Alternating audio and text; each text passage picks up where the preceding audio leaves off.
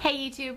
Today I am really excited because I've got a review for you guys on the Urban Decay Electric Palette. This palette is incredibly beautiful on the packaging. It looks like you're mixing like food dye in with water or mixing chemicals or something. It's just got that very neon smoky effect, which is really on trend for spring right now. The packaging itself is incredibly sturdy. It's got a magnetic closure, and you know how sometimes you'll have a palette and you'll have the mirror but it'll flop down, so it's really not of that much use unless you plan on holding it. Well, this one, it's not the case. You can put the mirror anywhere you want and it's actually going to stay there. It also is included with a double-ended brush. It is much more dense and short than the naked brushes, but that's very nice because this shorter end is really great for packing on the pigment. And then you still have a more blending type of brush that's still very dense, but it works well with the pigment. You're not going to get a lot of color just going where you don't want it to go. It's just going to blend it in very nicely.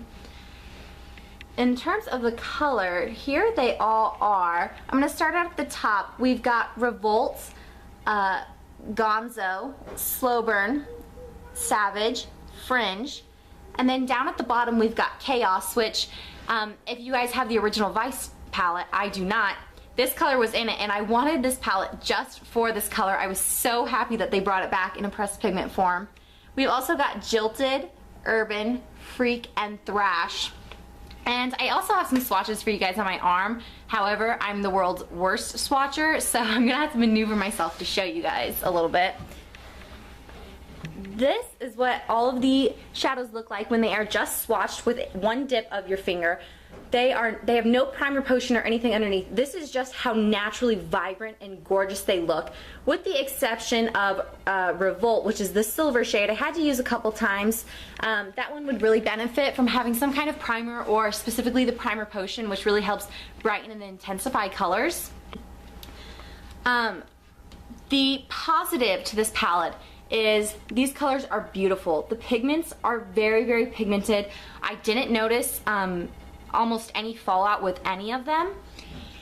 But the downside is that this palette is very blue based. There are a lot of blue colors. It would have been really nice to see a true red, or more like what I really wanted to see was a true yellow. We do have Slow Burn, which is an orangey red, and then we do also have Thrash, which is kind of a lime green. But as far as blues, we've got Chaos, we've got Gonzo, and then we also have Fringe back here, which, you know, Chaos is a very cobalt blue. Gonzo is kind of more of a, like a teal, kind of aquamarine, and then Fringe is like a darker teal.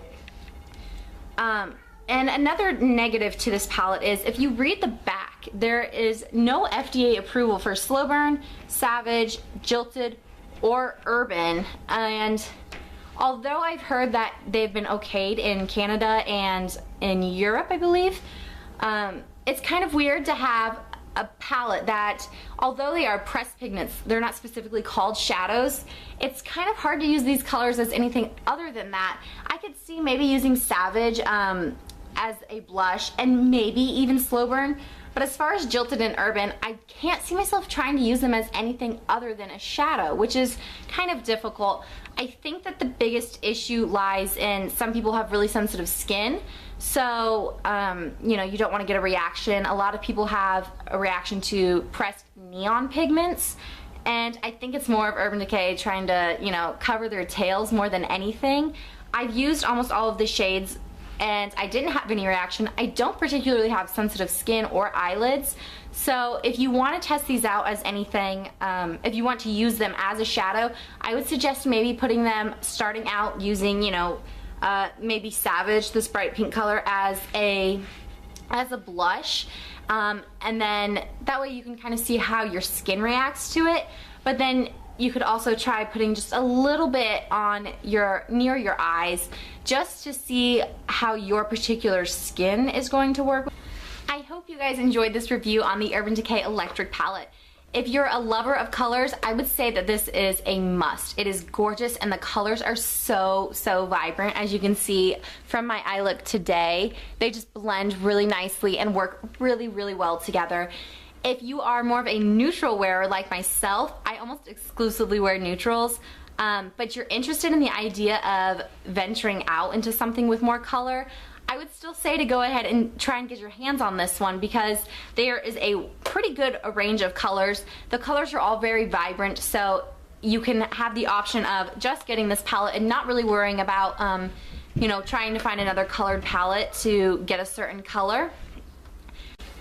I would say that if you have no interest in wearing any color at all, to just skip it. It is really gorgeous, but to me these are intended to be used as shadows despite them being pressed pigments. There's not going to be really a whole lot of blush use or anything like that. So if you enjoyed this video, I would really like for you guys to like and subscribe. I film about 2 to 3 videos a week, and until then I will see you in my next one. Bye guys!